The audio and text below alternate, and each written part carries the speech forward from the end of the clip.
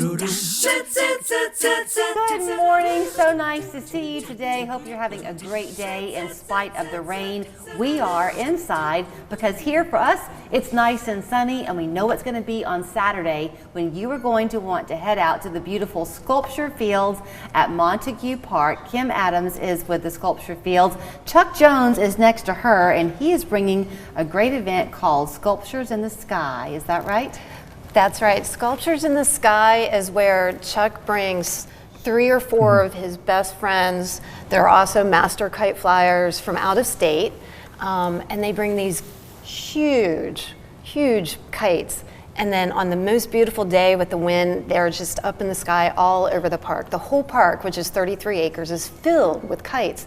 And then the community can come, and if you bring your own kite, or you can purchase a kite there, and you can fly your own kite at the same time with with Chuck and his group. You know, I think you had said, Chuck, that most of us grew up flying a kite. My memory of my kite flying days was the fun, but also the frustration, because inevitably it would get caught up on a tree limb or something. This is an unobstructed area.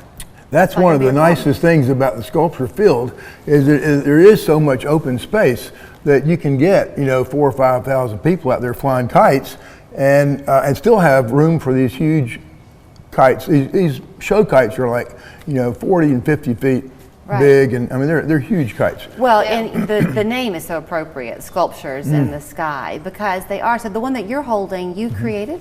Yes, this is a rokaku kite. And rokaku is Japanese for hexagon, but it's also a fighting kite. And every year for a number of years now, I've got several of these kites, and I put them out there, get them flying, and then people can try to fly them. We don't do any fights because we don't really have enough people to really demonstrate a good fight.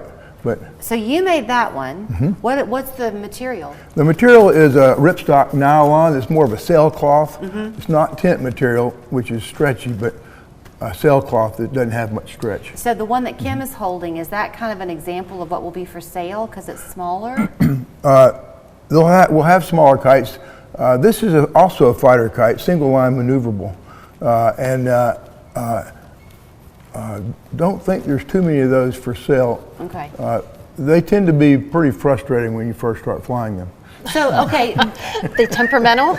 They're temperamental. They turn on a dime. If you don't know what you're doing, it'll turn when you don't want it to turn. Okay, so in addition then to selling the kites there, although you can bring your own, will you kind of be giving people and your friends, some tips on how to sell? Because part of it, the success is in the launch, right? Yes. How you get it up. Well, my motto is if you're running, you're working too hard. Because if you're running, you're looking that way, and the kite's behind you, and meanwhile the kite's bumping along the ground. Right. So if the wind's proper, you just put it out there, and the wind takes it away from you. I used to take my kids over to CSLA school, and they had this great slope of the hill. And so somebody would stand on the valley, and somebody else would go up the hill with the kite and let it go, and then poof. That's called a high launch, and that's a great way to launch a kite. So come with a friend. Yes. This is a great event for people with families, dates, church groups. Come out and bring a picnic or buy food from the food trucks. Does it surprise you, Kim, to this day, how many people who are local still don't know about the beauty of the sculpture fields? That is something that we're working hard to change. So yes, I always refer to sculpture fields as the hidden jewel of Chattanooga. It's very unique. I mean, in the whole southeast region, we are the largest urban outdoor sculpture museum that's within walking distance to City Hall. It's really something, because I think it's been in an industrial area in the past, that people don't normally go there. But now it's becoming residential. And so we see a lot more people coming.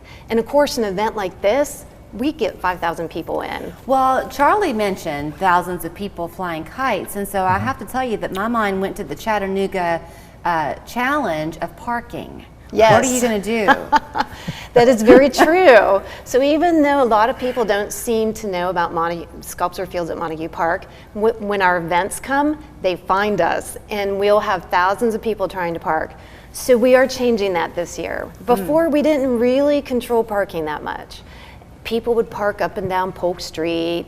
Well, you can't get a fire engine through there once they park on both sides. So the city has gently reminded us that we need to control parking. So this year, we're going to have assigned parking areas. So I want everyone to look for the assigned parking areas and make sure you park in there. So if you're coming on Main Street, just take a look and you'll see the signs pointing you in the right direction? You will, because the industrial buildings around our office on Polk Street have parking, and they're being very generous, and they're going to let us use a lot of their parking lots. Okay. And then the Chattanooga Football Club, which of course we share Montague Park with, has offered their parking as well, which is off of 23rd. Okay.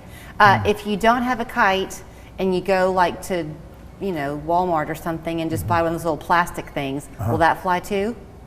Sure. Yeah, they do. They will fly. Okay.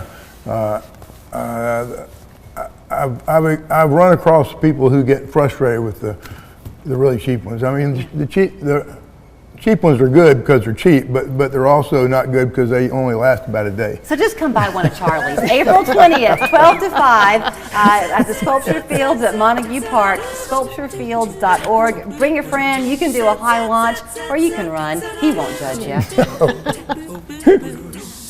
Ascension Living provides services and amenities to our residents. It's such a close-knit group. It's so much like family. Why wouldn't you want to live here too? Come home to Ascension Living. Your garage door is going to break when it wants to.